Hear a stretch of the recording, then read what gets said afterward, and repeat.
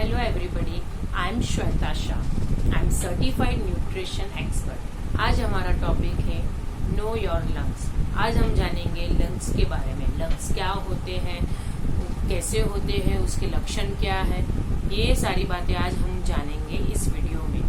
फेफड़ों के रोग दुनिया की सबसे आम मेडिकल समस्याओं में से एक है। अस्थमा, कॉर्निक ऑल्स्ट्रेव, पल्मोनरी डिसीज, सिस्टिकल फाइब्रोसिस, फेफड़ों का कैंसर और निमोनिया फेफड़ों के रोग के कुछ प्रकार हैं। अब फेफड़े रोगग्रस्त हो जाते हैं तो ये कार्बन डाइऑक्साइड निकालने और पर्याप्त ऑक्सीजन ग्रहण करने का काम ठीक से नहीं कर पाते हैं। फेफड़ों के रोग में कई लक्षण पैदा हो जाते हैं, जिनमें गंभीर सांस फूलना, खांसी, छाती में दर्द और भी लक्षण शामिल हैं। दर्दी फेफड़े के रोग के शुरुआती लक्षणों को पता लगा लिया जाए तो समस्या गंभीर व जीवन के लिए घातक होने से पहले इसका उचित उपचार किया जा सकता है। फेफड़ों को कुछ प्रकार के रोगों से बचाव करना संभव है। हालांकि फेफड़ों के कुछ ऐसे रोग भी हैं जिनसे बचाव नहीं किया जा सकता। फेफड़ों के रोग होने से बचाव व फेफड़ों को स्वस्थ रखने के लिए कुछ उपाय किए जा सकते हैं, जैसे धूम्रपान छोड़ना और वायु प्रदूषण से बचना आदि। नियमित रूप से व्यायाम करने से भी फेफड़े स्वस्थ रहते हैं। अब हम जानेंगे फेफड़े के रोग क्या है। फेफड़ों व श्वसन प्रणाली से जुड़े अन्य अंगों से प्रभावित करने वाले रोगों को फेफड़ों के रोग कहा जाता है। सांस से संबंधित ज्यादातर समस्या फेफड़ों के रोग के कारण ही होती है। ये रोग होने पर मरीज को पर्याप्त मात्रा में ऑक्सीजन नहीं मिल पाता है। फेफड़ों के रोग के क्या लक्षण हैं? अब हम जानेंगे उनके लक्षण क्या है। फेफड़ों के रोग के प्रकार के अनुसार उसके संकेत व लक्षण भी अलग अलग हो सकते हैं। फेफड़ों के रोग में होने वाले कुछ सामान्य लक्षण हैं।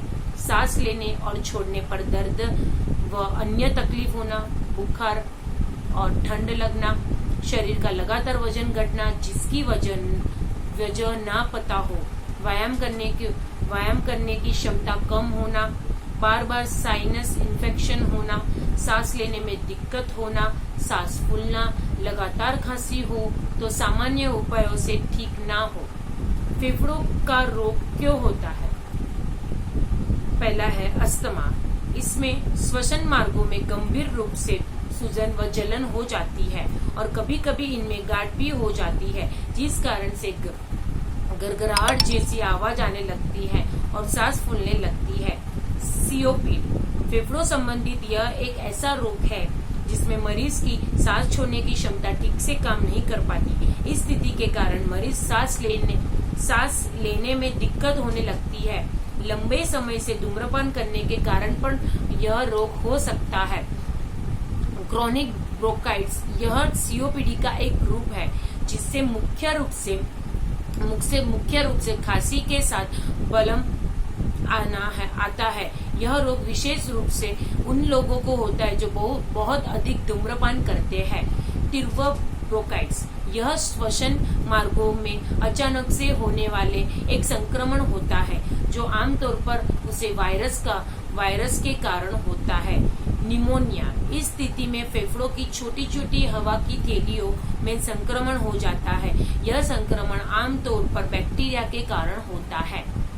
टीबी यह बैक्टीरिया के कारण होने वाला एक गंभीर फेफड़ों का रोग होता है जो धीरे धीरे विकसित होता है। फेफड़ों में कैंसर लंग्स कैंसर के कई रूप होते हैं और ये फेफड़ों के किसी भी हिस्से में विकसित हो जाते हैं। यह लंबे समय से धूम्रपान करने के कारण होता है। अब हम जानेंगे फेफड़ों के रोग होने का खतरा कब बढ़ता है। रेडॉन गैस के संपर्क में आना। जब यूरेनियम धातु प्राकृतिक रूप से मिट्टी, चट्टान और पानी में अवरोधित होने लगती है तो रेडॉन गैस उत्पन्न होती है। यह गैस हवा में मिल जाती है जिसमें हम सांस लेते हैं। फेफड़ों में कैंसर की पारिवारिक समस्या जिन लोगों के माँ बाप या भाई बहन में किसी के फेफड़ों के कैंसर हो तो उस व्यक्ति के लिए भी फेफड़ों के संबंधित समस्याओं का खतरा बढ़ सकता है। अल्फा 1 की कमी यह एक प्रकार की आनुवंशिक स्थिति है। बचपन में श्वसन तंत्र में संक्रमण होना, काम के दौरान केमिकल धूल या धुएं से संपर्क में आना, हवा के प्रदूषण के संपर्क में आना, धूम्रपान करना, किसी दूसरे व्यक्ति को धूम्रपान करने से निकलने वाले धुएं में सांस लेना। फेफड़ों में रोगों से बचाव कैसे करें। अब हम जानेंगे फेफड़ों में रोगों से बचाव कैसे करें। फेफड़ों से संबंधित रोगों से बचाव रखने के लिए आप ये तरीका अपना सकते हैं। नियमित रूप से व्यायाम करें। हृदय दर को बढ़ाने वाली एरोबिक एक्सरसाइज करना सबसे अधिक फायदेमंद हो सकता है। बीमार लोगों से दूर रहें। पोषक तत्वों से भरपूर भोजन खाइए। पर्याप्त मात्रा में पानी पिए। फेफड़ों के रोगों से जुड़ी किसी भी संकेत व लक्षण को नजरअंदाज ना करें। धूम्रपान छोड़ दें। धूम्रपान करने वाले व्यक्ति और उसके धुएं से दूर रहें। घर पर या बाहर के प्रदूषण या दूषित हवा में सांस ना लें। Thank you so much for watching my video.